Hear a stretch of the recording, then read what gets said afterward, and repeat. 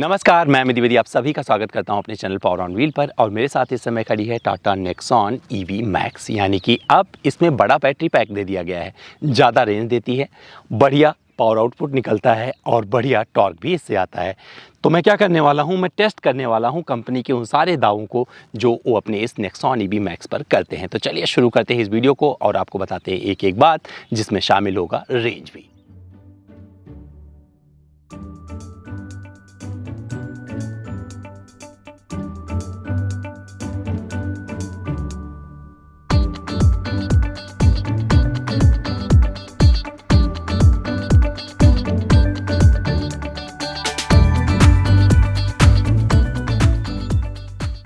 तो चलिए चलाकर देख लेते हैं इस नेक्सॉन ईवी मैक्स को। और क्या करता हूँ, स्टार्ट स्टॉप बटन दिया गया है, ऑन कर देता हूँ और आपका स्वागत कुछ इस तरीके से करेगा ये। और ये सारे डिस्प्ले आपको यहीं पर सामने नज़र आ जाएंगे इंस्ट्रूमेंट क्लस्टर पर अच्छे से। पार्क ब्रेक अप्लाइड है तो उसे पहले हटा देते हैं, यस। और ये अब न्यूट्रल में है गाड़ी। और यहाँ पर ये देखिए, मुझे एक इशू इसमें नज़र आ रहा है। तो जब आप इसे शिफ्ट करते हैं, देखिए जब शिफ्ट करेंगे थोड़ा सा इसमें आपको लैग मिलेगा, यानी तुरंत शिफ्ट हो जाएगा। तो अगर आपको फटाक फटाक करना होगा तो थोड़ा दिक्कत आने वाली है। लेकिन यहाँ पर, और ये मैंने सिटी में अभी डाला हुआ है, इको मोड पे कर देता हूँ। तो चलिए चलाना शुरू कर देते हैं, डी में डाल दिया है। और ये एक बढ़िया एक्सीलरेशन के साथ में अपनी शुरुआत कर देती है गाड़ी। और ये चीज़ें आपको अच्छी लगने वाली हैं यहाँ पर। तो पिकअप के मामले में वैसे भी इलेक्ट्रिक कारें धोखा नहीं देती हैं, और ये आपको चीज़ इसमें भी अच्छी लगेगी। जैसा कि आपको बताया था, 143 PS की एक शक्ति देता है और 250 Nm का इसे टॉर्क निकलता है। रीजनरेशन के कुछ लेवल दे दिए गए हैं, तो यहाँ से आप एडजस्ट कर सकते हैं। तो जिस हिसाब से, जिस जगह, जिस कंडीशन में आप ड्राइव कर रहे हैं वो आप चूज कर सकते हैं। तो हालांकि मैंने अभी ऐसे ही लेवल 3 को डाल दिया है और थोड़ा आगे मैं बढ़ाता हूँ। तो इसमें क्या हो, रीजनरेशन के माध्यम से क्या होता है कि आपकी रेंज थोड़ी सी बढ़ जाती है। और बोलते हैं बूंद बूंद से घड़ा भरता है, तो बूंद बूंद से घड़ा भरने वाला यहाँ पर काम हो सकता है। और जो कंपनी टॉप स्पीड का दावा करती है 140 kmph, वो आराम से इसे अचीव होते दिखता है। और ये बहुत तेज़ भागती है। मतलब इस ईवी के साथ में अगर किसी पेट्रोल गाड़ी से आप रेस लड़ाएंगे तो वो पेट्रोल गाड़ी काफ़ी पीछे रह जाएगी। पहले की तुलना में थोड़ा सा आपको एक प्लांट लगेगी, बताता हूँ क्यों। क्योंकि इसका जो बैटरी पैक बढ़ा है, हो सकता है उसके वजन की वजह से या चीज़ों की वजह से थोड़ा सा इसमें एक और स्टेबिलिटी दिखती है, जो कि आपको ड्राइविंग में सपोर्ट करने वाली है। तो ये चीज़ इसकी फेवर में जाती है। जो बैटरी पैक बढ़ा है, मुझे नहीं पता है एग्जैक्ट कितना वेट उससे बढ़ा होगा, लेकिन इसका 40.5 kWh की जो बैटरी है, ये अब काफ़ी सशक्त हो चुकी है उसके लिए, जहाँ पर आप बढ़िया रेंज निकाल सकते हैं। कंपनी कहती है 437 किलोमीटर की रेंज देती है। और मुझे जो दिखा रहा है, देखिए अभी तक 84% और बचा हुआ है मेरे इसमें। तो 84% मैंने क्या किया है, इसे लगभग 50 किलोमीटर ड्राइव किया है मैंने 16% बैटरी में। 277 की रेंज बची हुई है। अगर मैं इसका एसी बंद कर देता हूँ, जो को बंद करके दिखाता हूँ, तो ये देखिए रेंज बढ़ के 308 किलोमीटर हो जाएगी। तो डिपेंड करता है कि आपको अपनी इलेक्ट्रिक गाड़ी से क्या चाहिए। जिस तरीके से आप चलाएंगे उस तरीके से आपको इससे परफॉर्मेंस और रेंज दोनों मिलने वाली है। तो जैसे पेट्रोल व डीजल गाड़ियाँ होती हैं, जिस तरीके से आप ड्राइव करते हैं वैसे माइलेज मिलता है, तो सेम चीज़ इस पर भी अप्लाई होता है। आप बढ़िया ड्राइव करेंगे आराम से तो आपको बढ़िया रेंज मिलने वाली है।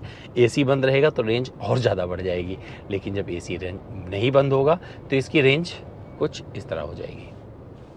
मैंने एसी ऑन कर दिया है अभी, अरे सॉरी। तो यहाँ से एसी जब ऑन कर दोगे, एसी चलना शुरू हो जाएगा, तो ये रेंज फिर डाउन होकर 276 पर चला गया है। यहीं पर एक चीज़ का जिक्र और करना ज़रूरी है, एसी की कूलिंग बहुत ज़रूरी है। खास करके जब आप ऐसे गर्मी के मौसम में इस गाड़ी को चला रहे होंगे, तो हाँ मन करेगा कि आपकी गाड़ी से ना जो ठंडापन है वो काफ़ी कुछ इसमें आए। तो वो ठंडाई आपको यहाँ मिलने वाली है। तो ये केबिन, पूरा केबिन को आगे से पीछे तक ये ठंडा कर देती है। और इसका एसी बहुत इफ़ेक्टिव मुझे लगा है। स्टीयरिंग व्हील की अगर बात करें तो इस पर जो ग्रिप आ रहा है वो बहुत अच्छा है और कंट्रोल्ड है। तो जिस तरीके से आप जहाँ पर इसको जो इनपुट देते हैं वो मिल जाता है। करेक्शन बहुत जल्दी आता है। सपोज करिए मैंने यहाँ पर गाड़ी को मोड़ा है, इस जगह पर लाके डाला है और मैंने इसे छोड़ा, तो ये अपने आप अपनी लेन में बनी रहती है, आ जाती है। तो ये भी अच्छा लगेगा।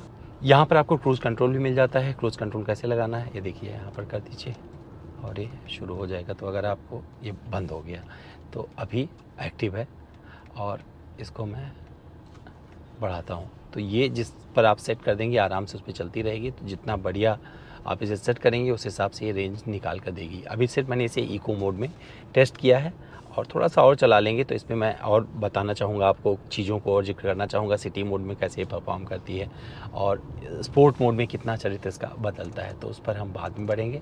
फ़िलहाल इको वाले मोड में मैं इतना बोल सकता हूँ कि एसी का कूलिंग बहुत अच्छा आता है और ये प्लांटेड रहती है गाड़ी, आराम से चलती रहती है। कहीं पर आप कॉर्नरिंग वगैरह करते हैं वो भी आराम से अंजाम दे देती है, तो कोई दिक्कत कहीं भी इसमें महसूस नहीं होती है। तो कुल मिलाकर ये गाड़ी अगर आप इस तरीके से जज करना चाहेंगे तो मुझे नहीं लगता कहीं से भी आपको डिसअपॉइंट करने वाली है और मुझे काफ़ी अच्छी लगी। अभी इसके मोड को बदलने की बारी आ गई, तो अभी क्या करते हैं, इसे हम डाल देते हैं सीधे स्पोर्ट मोड में। जब स्पोर्ट मोड में डालेंगे तो इसका चरित्र पूरा बदल जाता है। हालांकि स्पोर्ट मोड में अगर आप चलाओगे ना, ये देखिए रेंज एकदम नीचे चली गई है, तो आपको सब कुछ मिल जाएगा। लेकिन स्पोर्ट मोड में इलेक्ट्रिक कार, जब तक अगर आपको रेसिंग वोसिंग ना करना हो, कहीं आप पार्टिसिपेट नहीं कर रहे हैं, मुझे नहीं लगता कोई मतलब बनता है। तो स्पोर्ट मोड से मैं दूर ही रहूँगा अगर मैं इलेक्ट्रिक कार चला रहा हूँ फ़िलहाल इस माहौल में, जहाँ पर अभी चार्जिंग इंफ्रास्ट्रक्चर उतने दुरुस्त नहीं है। ब्रेकिंग बाइट्स की बात करनी ज़रूरी हो जाती है, लेकिन सबसे पहले क्या करता हूँ, मैं इसको इको में ही डाल देता हूँ। तो ब्रेकिंग बाइट्स की अगर बात करें तो जब आप ब्रेक अप्लाई करते हैं सडन ब्रेकिंग में, तो वहाँ पर क्या होता है, चारों पहियों पर डिस्क मिलते हैं, जिसकी वजह से ब्रेकिंग आपको फटाक से मिल जाती है और ये चीज़ भी आपको अच्छी लगने वाली है। वीविंग एंगल वही है, नहीं चर्चा करेंगे तब भी चलेगा क्योंकि इसमें कोई परिवर्तन नहीं हुआ है, वही आपको ए पिलर वैसा ही मिलता है। तो ये बाधा कभी से मुझे दिक्कत नहीं रही है नेक्सॉन ईवी से इस मामले में। तो विजिबिलिटी मुझे अच्छी मिलती है, थोड़ा ऊंचा रहता हूँ, मैं बैठा रहता हूँ। हालांकि ये वाला पिलर जो है मुझे कभी कभार लगता है कि थोड़ा ज़्यादा मोटा है, बट जब आप ड्राइव करोगे लंबे टाइम के लिए, एक यूज टू हो जाओगे, अपना एडजस्टमेंट जमा लोगे, तो ये भी आपको दिक्कत नहीं करेगा। इसके अलावा पीछे सीट पर कोई बैठेगा, बाहर देख रहा होगा, तो उसे भी कोई दिक्कत नहीं आने वाली है, उसे भी अच्छा लगने वाला है। जब आप किसी सडन स्पीड ब्रेकर से कूदोगे गाड़ी लेके, सपोज करो कि आप टकराते हो, ब्रेक लगाना भूल जाते हो, तो वहाँ पर भी ये आराम से उसको निकाल देती है। तो ये इसका जो सस्पेंशन सेटअप है वो मुझे बहुत अच्छा लगा। इस मामले में मुझे इस गाड़ी का मतलब तारीफ़ करूंगा इसकी, और कुछ नहीं बोलने वाला हूं कि यहाँ पर मुझे अच्छी लगी चलाने में। तो ईवी मुझे इसके पेट्रोल व डीजल की तुलना में ज़्यादा बेहतर लगती है चलाने में और बहुत ही सही गाड़ी है, अच्छा बनाया है और इसमें तारीफ़ करनी पड़ेगी टाटा की। रेंज क्या होगा जब लंबे टाइम तक कभी टेस्ट करेंगे तो एग्जैक्ट रेंज आपके सामने रख पाएंगे, बट अभी रेंज वही बात करनी होगी हमें कि जैसे आप चलाओगे वैसा आप पाओगे। तो रेंज हमेशा उस पर डिपेंड करता है। अगर कंफर्ट की बात करें तो बहुत ही कंफर्टेबली बैठा हुआ हूँ। अब तो इसमें वेंटिलेटेड सीट दे दी है कंपनी ने, तो उसका क्या होता है कि फ़ायदा हो रहा है मुझे। गर्मी ज़्यादा है तो मैं ऑन कर लूँगा, लेकिन जितने ज़्यादा फीचर यूज़ करोगे उतनी ज़्यादा रेंज डाउन जाएगी। तो भले ही कंपनी ने इसमें बैटरी पैक बढ़ा दिया है, लेकिन बैटरी पैक बढ़ाने के साथ साथ उसने बहुत सारी चीज़ें इसमें ऑफ़र कर दी हैं, जिससे इसका जो इलेक्ट्रिक कंजम्पशन है वो बढ़ गया है, तो उससे इसके रेंज पर असर आता है। 437 कंपनी दावा करती है। मैं एक बार रियल टाइम सिनेरियो में ज़रूर से टेस्ट करूंगा। फिलहाल आज वो दिन नहीं है जहां पर मैं टेस्ट करने जा रहा हूं, बट मैं ज़रूर टेस्ट करके बताऊंगा आपको कि किस तरीके से परफॉर्म करती है। एंड्रॉयड ऑटो, एप्पल कारप्ले सब कुछ मिल जाता है। ये टच स्क्रीन थोड़ा सा बड़ा हो जाता है क्योंकि अब ज़रूरत है इसे इम्प्रूव करने की। पूरी गाड़ी बदल रही है, चीज़ें बदल रही हैं, नई नई टेक्नोलॉजी अपना रहे हैं, तो उस लिहाज से मुझे लगता है कि इसको भी अब अपडेट करने की ज़रूरत आ गई है, जहाँ पर ये बहुत सारी चीज़ें और ऑफ़र कर सकते हैं। बट क्या है, ईजी है, सरल है, कुछ ज़्यादा टेंशन लेने की ज़रूरत नहीं है। आपको पता चलता रहता है कितने किलोमीटर और जा सकते हो, कैसे चला रहे हो, रीजनरेशन भी आपके सामने नज़र आता रहता है। तो सब सेटिंग आप अपने हिसाब से जमा सकते हो। विजिबिलिटी अच्छी मिलती है, मतलब इस धूप में भी, अगर कड़ी धूप में भी बात की जाए तो मुझे अच्छे से दिखाई पड़ रहा है। तो यहाँ पर कोई मुझे ऐसी चीज़ नहीं महसूस हुई जिसका मैं जिक्र करना यहाँ पर ज़रूरी समझूँ। तो ब्लू इंसेंट यहाँ पे दे दिए गए हैं, जिससे इलेक्ट्रिक होने का आभास आपको हमेशा होता रहता है, लेकिन जब आप चलाएंगे इसे एक ज़्यादा स्पीड पर होंगे तो वहाँ पर इसका पता नहीं चलेगा। अब सजेस्टेड रेंज अगर मेरी आप बात मानोगे इसके रेंज के लिए, तो आपको बता दूँ 60 से 80 किलोमीटर की रफ्तार में आप चलाना, मुझे पक्का पता है आप बेहतरीन रेंज से निकाल सकते हो। लेकिन अगर इसके ऊपर आप जाने की कोशिश करोगे तो रेंज में हेर फेर हो सकता है, और डिपेंड करता है फिर वहीं पर कि आप कैसे ड्राइव करते हैं इस गाड़ी को। फीचर्स के मामले में संपन्न है, ज़रूरी सारे फीचर्स इसमें मिल जाते हैं। अब तो अच्छी बात यह है कि यहाँ पर वायरलेस चार्जिंग की भी सुविधा कंपनी ने दे दी है, तो अपना फ़ोन रख देता हूँ तो चार्ज होना शुरू हो जाता है। अगर बात की जाए तो MG के ZS EV की तुलना में सस्ती है और रेंज भी अब लगभग बराबर हो गया है। तो हो सकता है जो ZS EV को लोग खरीदते थे वो अब इस तरफ अट्रैक्ट करें और ज़्यादा, तो हो सकता है इसके फेवर में आए। लेकिन ये सब कुछ भविष्य बताएगा कि किस तरीके से टाटा इसको किसकी प्लानिंग कर रही है सेल करने की और चीज़ों की। चलते चलते एक बात का जिक्र और ज़रूरी है, वो बता दूं तो 1,60,000 किलोमीटर या 8 साल बैटरी पैक पर कंपनी वारंटी देती है और ये परफेक्ट है। और इसके साथ ही चार्जिंग का भी बताना ज़रूरी है। इसे अब आप 3 तरीके से चार्ज कर सकते हैं। इसमें 15 एम्पियर के नॉर्मल सॉकेट से अगर चार्ज करेंगे तो 15 घंटे का वक्त लगेगा, 6.5 घंटे लगेगा अगर 7.2 kW AC फास्ट चार्जर से चार्ज करेंगे। ये टाटा देती है, साथ में ही इंस्टॉल करके देगी आपके घर में, तो इसे भी लगा सकते हैं। तो वहाँ पर 6.5 घंटे के आसपास में आपकी गाड़ी फुल चार्ज हो जाएगी। और अगर फास्ट चार्जिंग से करते हैं तो आपको 56 मिनट लगेगा इसे 0 से 80% चार्ज करने में। तो वो डीसी चार्जर से, फास्ट डीसी चार्जर्स दो हर कोई यूज़ करता है, उसकी बात कर रहे हैं। तो चार्जिंग के लिहाज से ये सारी चीज़ें। और वारंटी की बात करें तो वारंटी भी आपको वही कंपनी ऑफर करती है जो अन्य गाड़ियों पर और अपने वो ऑफ़र कर रही है। लेकिन बैटरी पैक पर इसने जो है, आप खुश रहें, हमेशा टेंशन ना लें, उसके लिए 8 साल की वारंटी कंपनी ने इसमें ऑफ़र की है। अच्छा, कॉमर्शियल व्हीकल में क्या होता है? कॉमर्शियल व्हीकल में ये जो ऑफरिंग है ना, ये कम हो जाती है, क्योंकि उसका जो चार्जिंग साइकिल होता है रोज़ का होता है, उसे रोज़ चलना होता है। तो इस वजह से कॉमर्शियल व्हीकल में देख रहे होंगे कंपनियों ने एक नया सिस्टम बनाया हुआ है, तो उस पर वो दूसरे लेवल पे वारंटी देते हैं। इस नहीं कि बैटरी पर इतनी दे रहे हैं, क्योंकि जितनी ज़्यादा बैटरी चार्ज करोगे उतनी ज़्यादा उसकी उम्र कम होती चली जाएगी।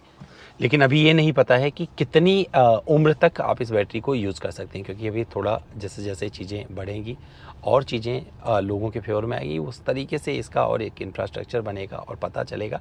लेकिन अभी कोई नहीं बता सकता है कि एक बैटरी की उम्र कितनी हो सकती है, क्योंकि ये बहुत ही नई टेक्नोलॉजी है।